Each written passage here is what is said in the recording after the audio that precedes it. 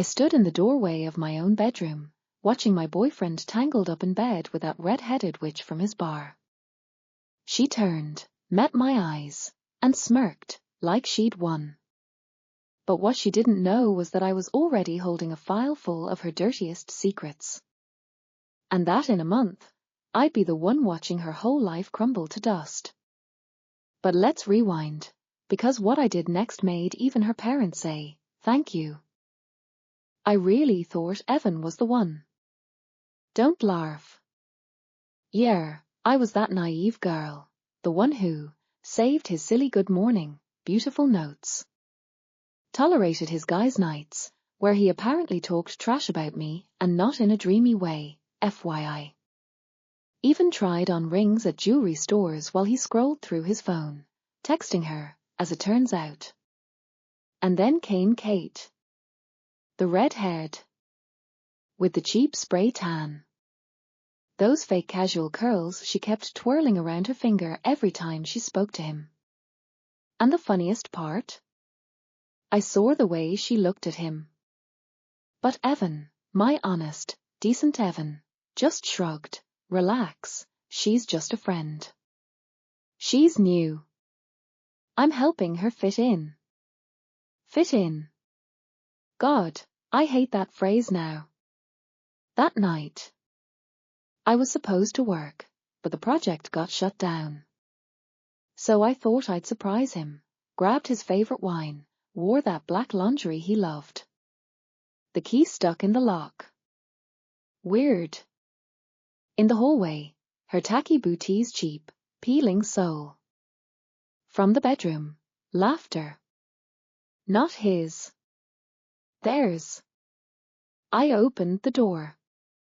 And there they were, Evan, red, sweaty, looking like a guilty schoolboy. Kate, sprawled across my pillows, my blanket draped over her bare thighs. And you know what she did? She didn't run. Didn't even flinch. She smirked, smoothed her messy hair roots showing a good inch. Girl, do better, and said, "Oops. Sorry you had to find out this way." But, dramatic pause, he made his choice. Maybe you just stopped trying. After that, Evan tried to hug me seriously. Your pants aren't even zipped, idiot. Kate slowly got dressed, showing off how great she looked in my jeans. Yes, I checked later, she really took them. And me? I didn't cry. Didn't scream. I laughed. Because suddenly, I realized, they weren't even worth my tears. I didn't go full soap opera. No screaming matches.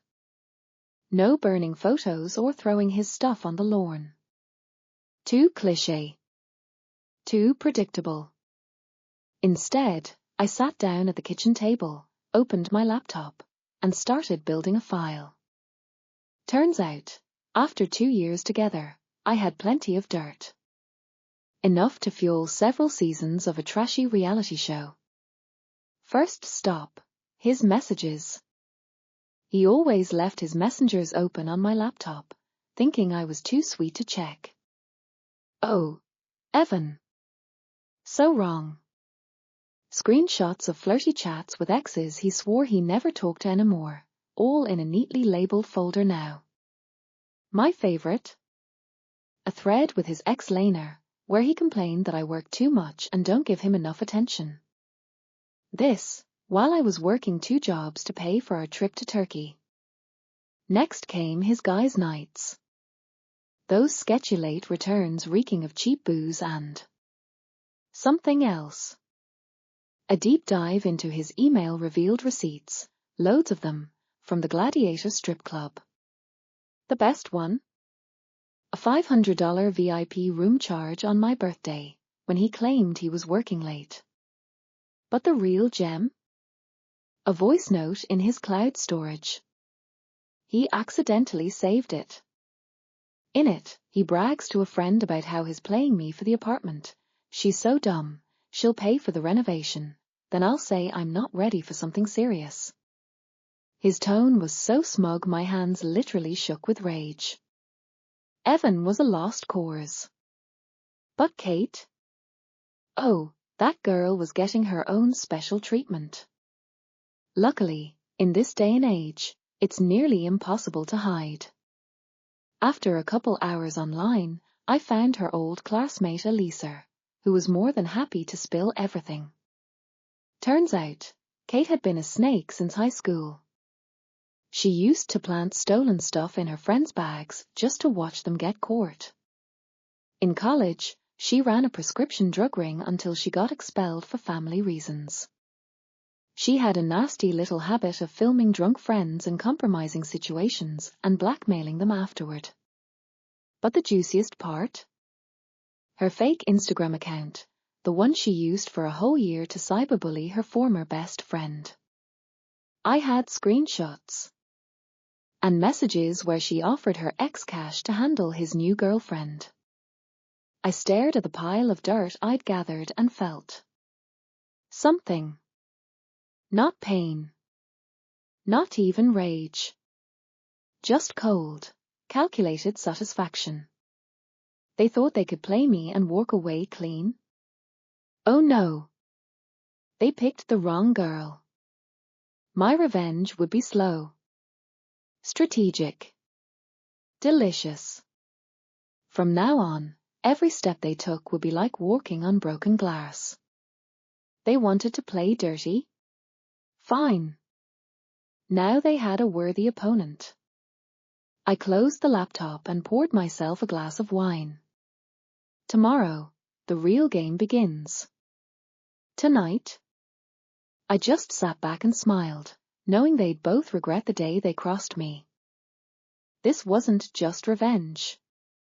This was a masterpiece of payback, every move calculated down to the finest detail. It wasn't blind rage. It was cold, methodical destruction of their reputations, their careers, and the sad excuse for happiness they built on my tears. I started with Evan, because he deserved special attention. His pride and joy, that pretentious elite bar he ran, became my first target. I knew every weak spot, his braggy social media posts, his obsession with filming every little win, and his incredible stupidity when it came to storing dirt on himself. The video of him doing coke? Just the tip of the iceberg.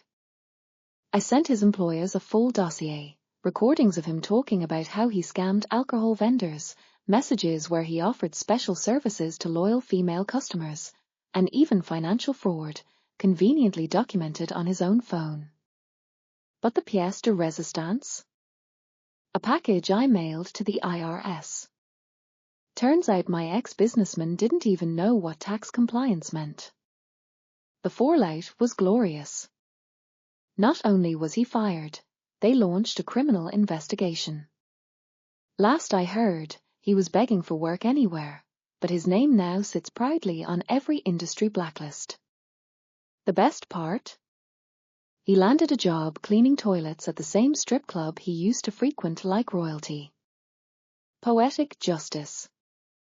He was now serving the same guys he used to strut around in front of, puffing out his chest, showing off his success.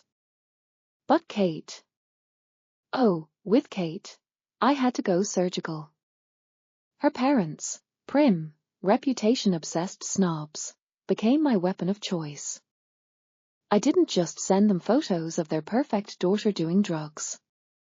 I curated a whole package, party videos of her mocking less popular classmates, DMs where she bragged about scamming her friends, voice notes of her boasting how she hustled men for cash.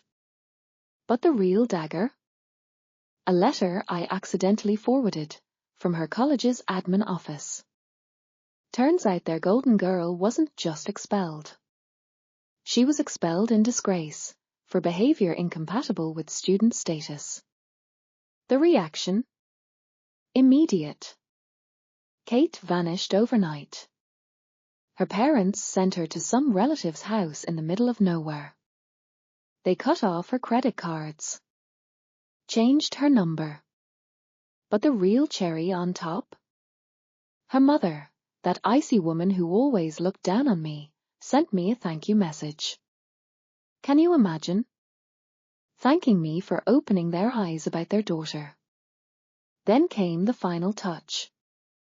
No messy rants on social media. No name-calling.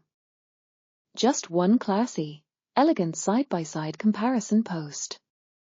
Left column, gifts I got, Tiffany jewelry, European getaways, luxury dinners. Right column, gifts Kate got, costume jewelry, spa coupons, supermarket flowers. Caption, when you realize they didn't even try to cheat well. The irony? That post went viral. Shared, laughed at, dissected. A month later, I stumbled across her new account. She was working as a waitress at some greasy dive. No makeup. Dead eyes. Filthy uniform. And you know what? I didn't feel sorry for her. Then came his message. So predictable, it was almost funny. I messed up. Can we start over? You were the only one who ever really understood me. I looked at that text. Then looked at my life, successful, vibrant, free, and replied with a screenshot of a janitor job listing. Requirements: honesty, responsibility, strong work ethic. Then I blocked his number. Forever. Because real revenge isn't shouting or drama. Real revenge is becoming so much better that their pitiful attempts to crawl back only make you laugh. It's when they finally realize they lost something they'll never get back.